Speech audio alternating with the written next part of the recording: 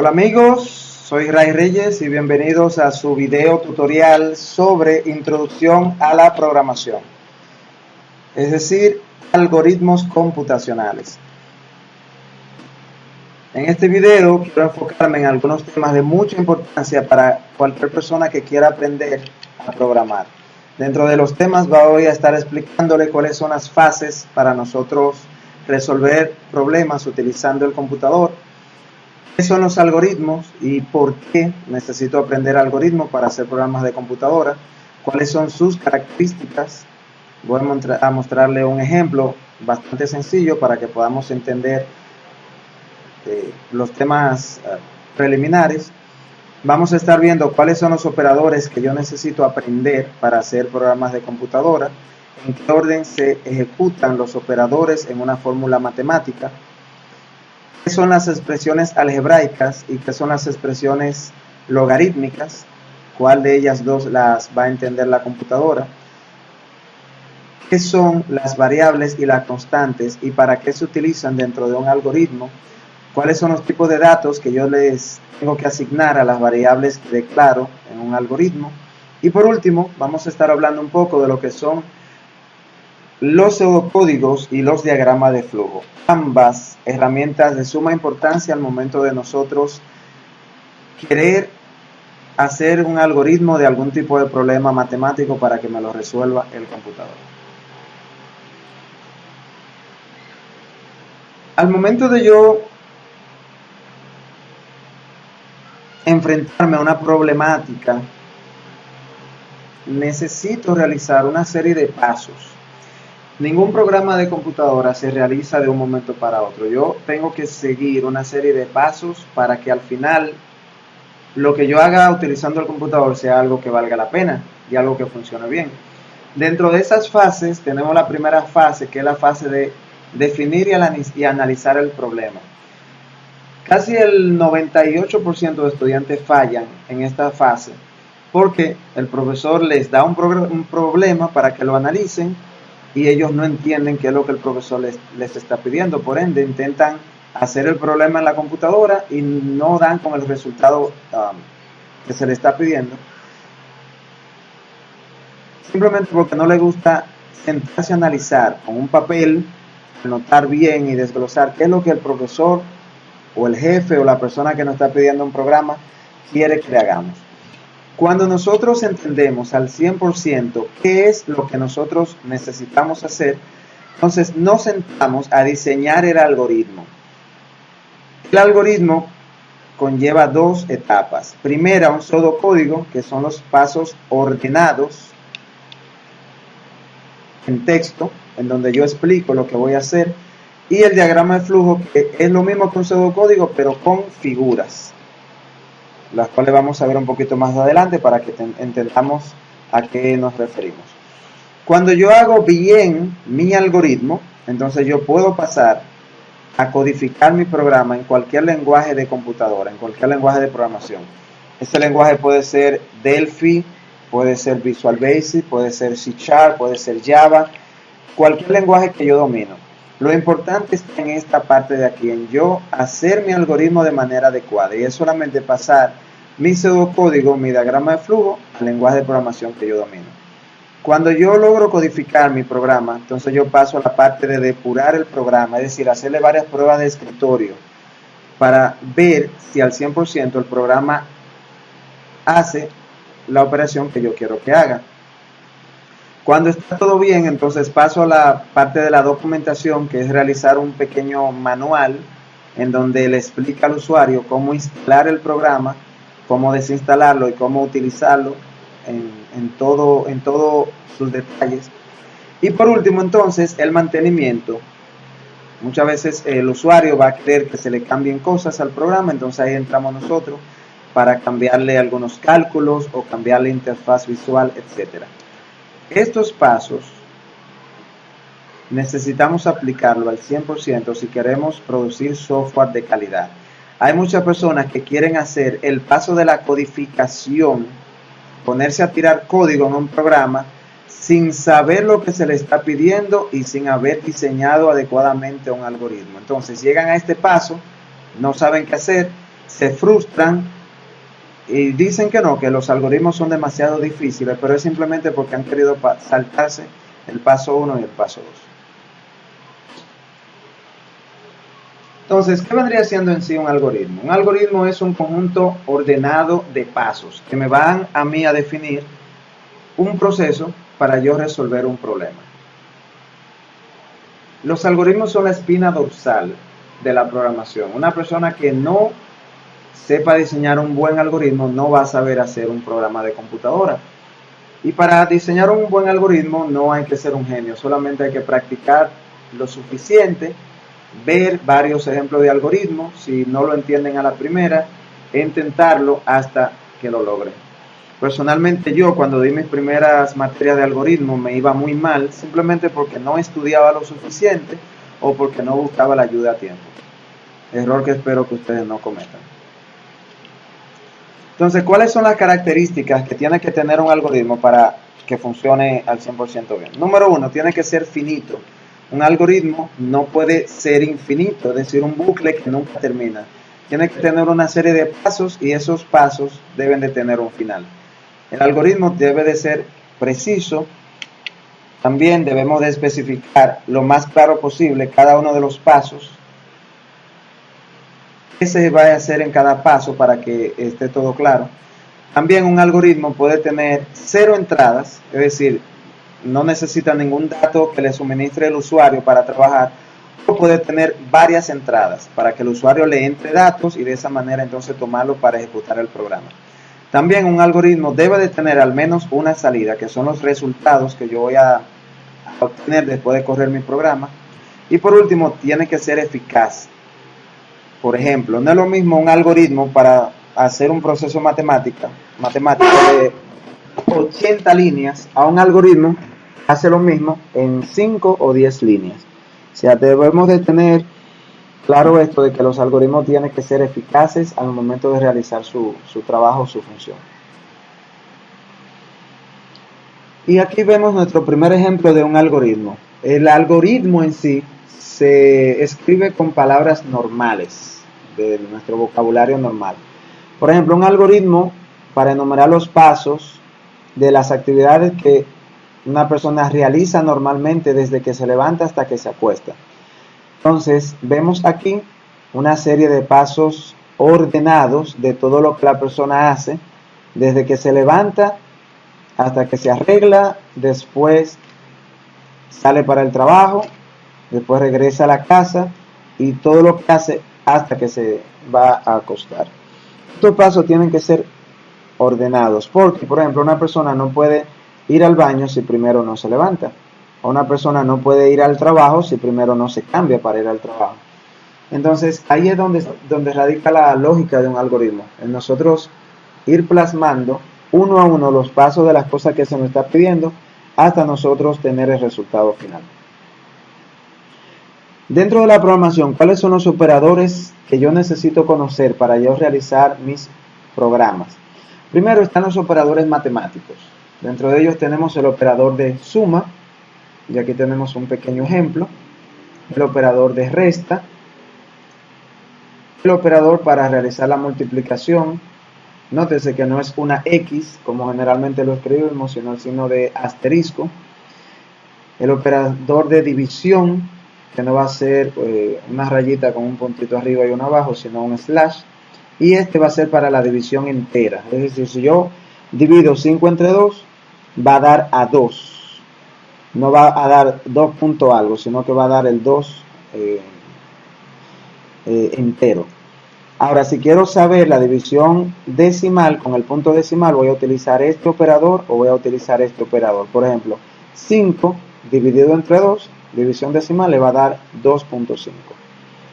Y por último, penúltimo, tenemos el de la potencia para yo elevar un número al cuadrado, al cubo, etc. Este se consigue con alterna 94 o presionando en el teclado Shift 6. Este sí es el último. El operador de residuo. Esto es lo que sobra de una división entera. Es lo que sobra de una división entera. Por ejemplo, 5 entre 2 da 2 y sobra 1. Entonces, con este operador, yo digo, mira, 5 operador mod entre 2, y él, en vez de decirme cuánto da la división, me da aquí cuánto sobra de esa división entera. Eso lo vamos a utilizar cuando vayamos a hacer programas para saber si un número es par o es impar, o si un número es múltiplo de otro número, etc. Tenemos también los operadores de relación o de comparación que se utilizan para comparar varios números. Tenemos el signo de igual para comparar dos números si son iguales. El resultado en este caso sería falso, porque 5 no es igual a 2. El de mayor que, en este caso sería verdadero. El de menor que, el resultado es falso. Mayor o igual que, como es o igual y el 5 es mayor que el 2, entonces sería verdadero. Menor o igual que, como los dos son falsos, o sea, el 5 no es menor que 2 ni es igual a 2, entonces ahí el resultado sería falso. Y por último, el operador diferente a. En algunos libros utilizan este, en otros libros utilizan este, para yo saber si un número es diferente de otro. Todos estos operadores lo utilizamos al momento de realizar programas que van a comparar una variable con otra o un valor con otra, y dependiendo de su resultado, entonces tomar decisiones. Aquí tenemos los operadores de agrupación que se utilizan cuando las fórmulas matemáticas son muy grandes. Bien, entonces cuando yo quiero segmentar a operaciones para ponerla de manera más fácil, usualmente utilizo los operadores de agrupación. Y tenemos aquí también, por último, los operadores lógicos, que es cuando yo quiero unir varias expresiones. En este caso, por ejemplo, si yo quiero unir estas dos expresiones, utilizo el operador lógico y. Si 5 es mayor que 2 y 5 es igual a 2, cuando las dos son verdaderas, el resultado es verdadera. En este caso, esta es verdadera, esta es falsa, por eso el resultado es falso. Cuando utilizo el operador o, cuando una de las dos es verdadera, el resultado es verdadero. En este caso, esta es verdadera, esta es falsa, entonces el resultado vendría siendo verdadero. Y por último, el no vendría siendo la negación. Si yo tengo el 5 positivo y utilizo el operador lógico no delante, entonces el resultado positivo me cambia a negativo.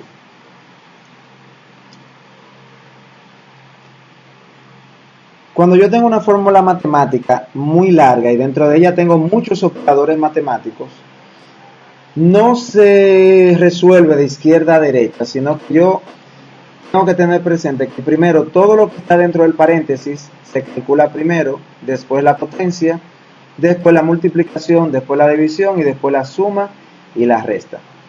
Y vamos a ver un ejemplo para que entendamos esto. En esta fórmula tenemos dos signos de multiplicación, uno de división, uno de resta, uno de división y uno de potencia. Entonces, según mi tablita aquí, como no tengo paréntesis, lo primero que se realiza es la potencia. Entonces yo realizo la potencia, 2 a la 2 da 4, y esta parte completa vuelvo y la escribo igual.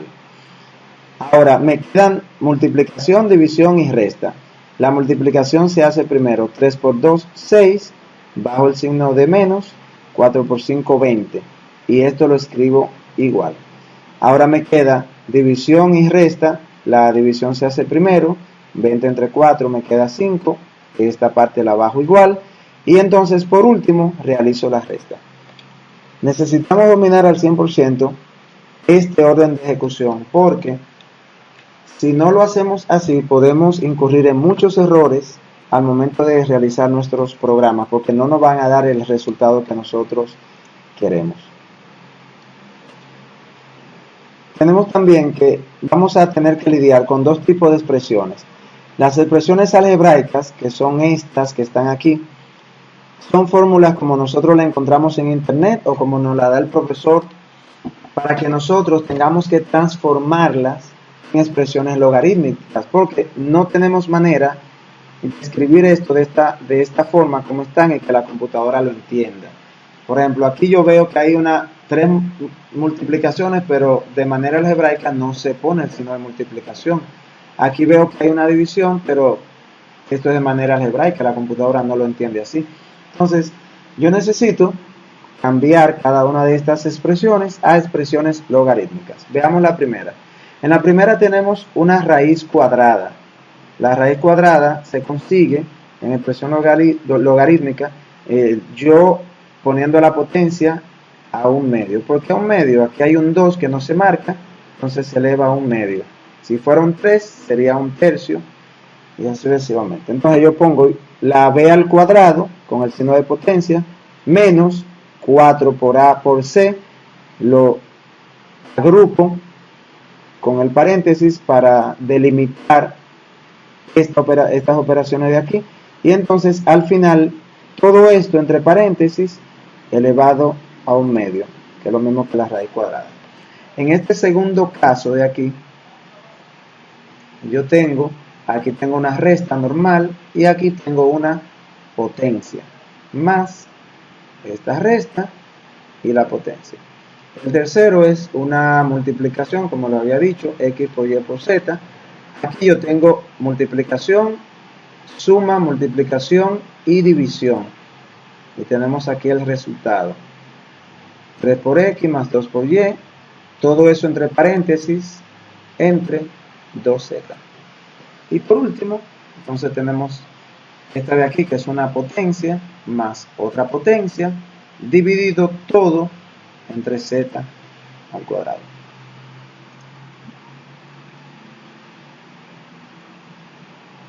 Al momento de yo crear un programa, hacer un programa de computadora, voy a necesitar utilizar variables y constantes.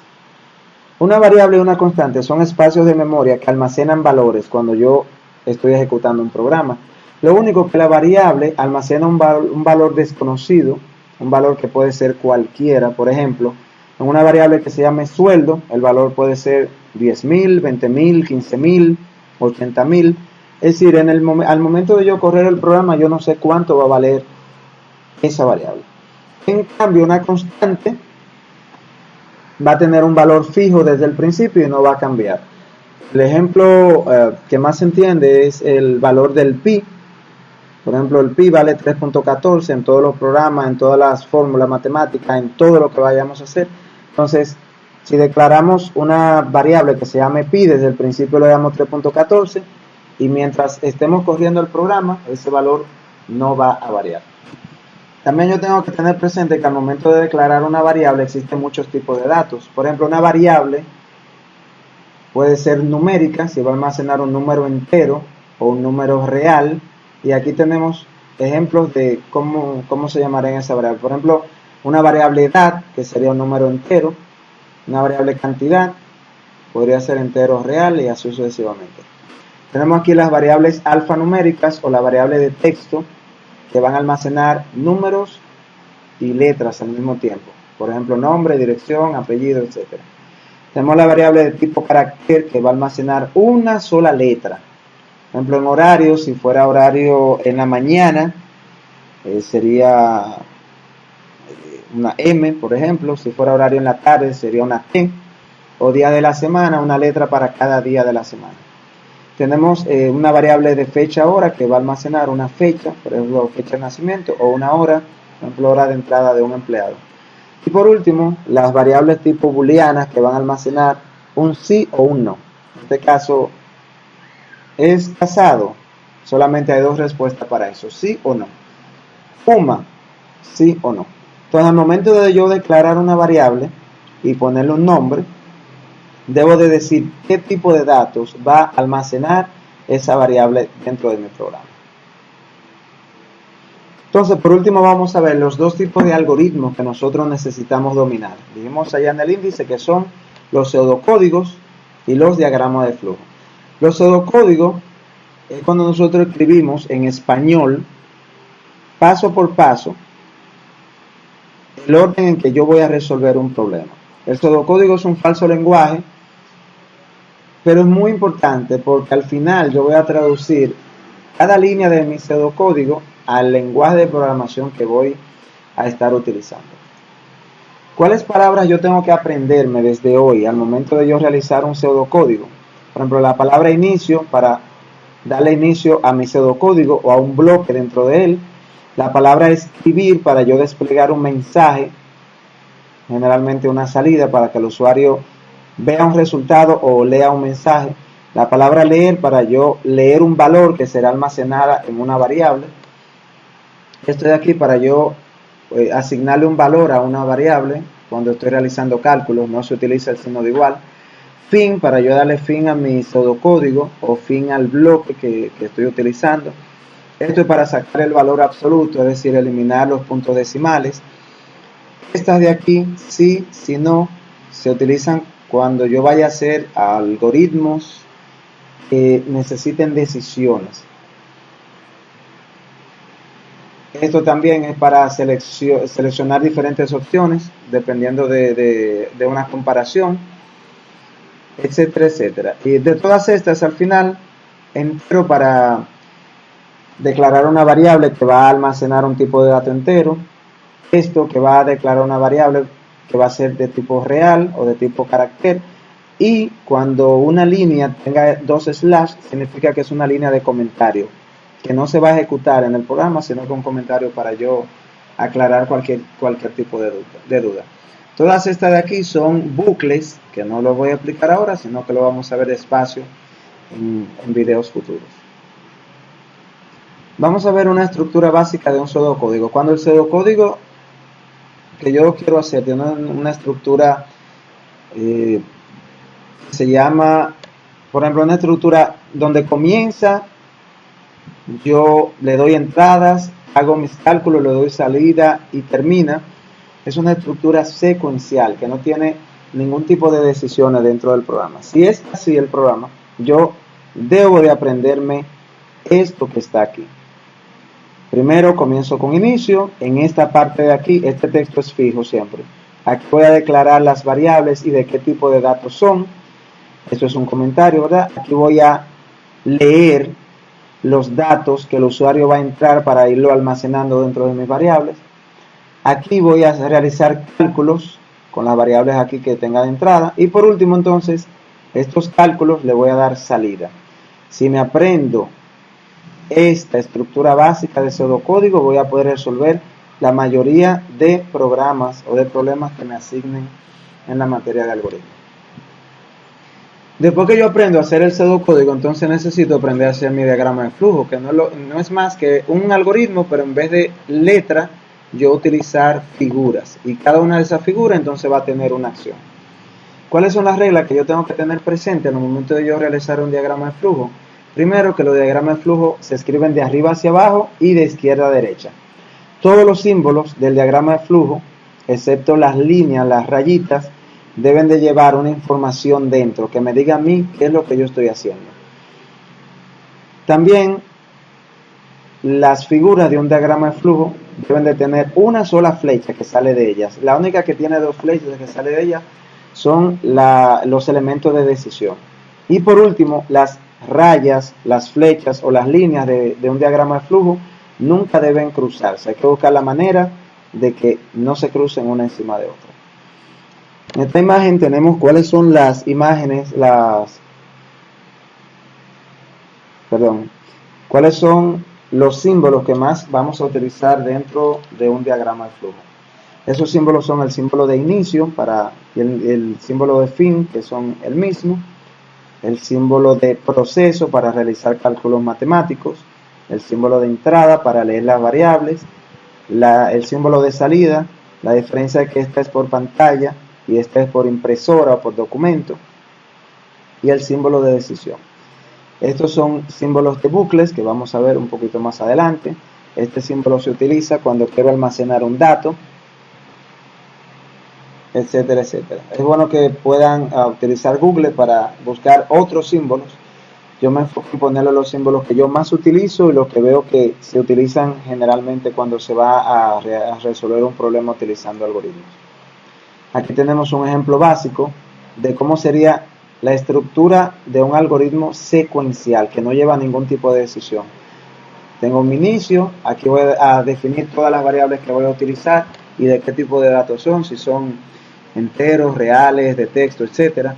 Aquí voy a tener las entradas lo que el programa necesita para trabajar, ya sea números o letras, los cálculos que se hacen en este símbolo, las salidas y todo algoritmo, dijimos ahorita que tiene que tener un final. Eso es todo en este video. Espero que les haya servido de algo mis explicaciones. En la descripción van a encontrar un link para descargar toda esta información que yo acabo de mostrarles. No olviden por favor de compartir este video a personas que ustedes conozcan que necesitan ayuda con los algoritmos. Darle like si les sirvió de algo, si les gustó. Y sobre todo, por favor, inscribirse en el canal. Mientras más personas se inscriban, más videos podré ir subiendo para poder ayudar con este tema de los algoritmos y otros temas de mucha importancia en el área de la informática. Muchísimas gracias de verdad por ver este video y será hasta la próxima. Chao.